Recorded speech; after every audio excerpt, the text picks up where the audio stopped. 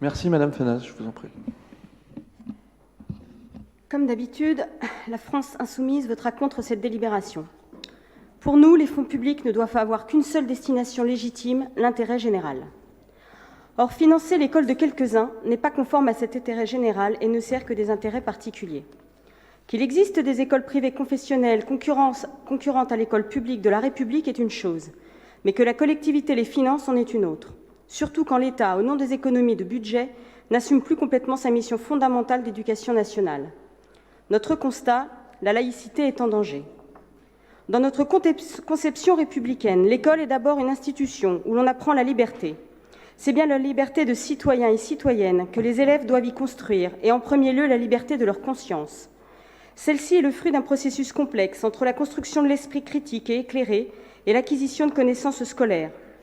L'émancipation intellectuelle ainsi conçue n'a pas pour but de faire disparaître les croyances, religieuses ou non, inhérentes au monde social. Elle vise à faire émerger l'esprit critique et rendre capable de se forger ses opinions et développer sa pensée.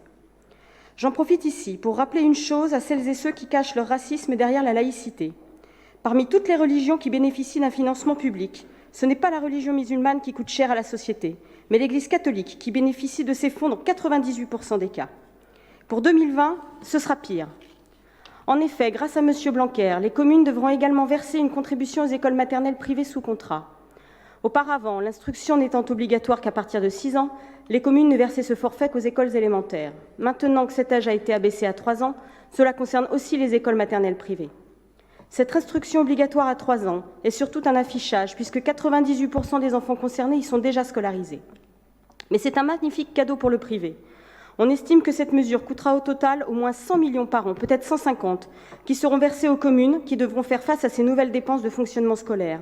Sur cette somme, la moitié au moins correspondra à la prise en charge par les communes des écoles maternelles privées et ira aux écoles privées.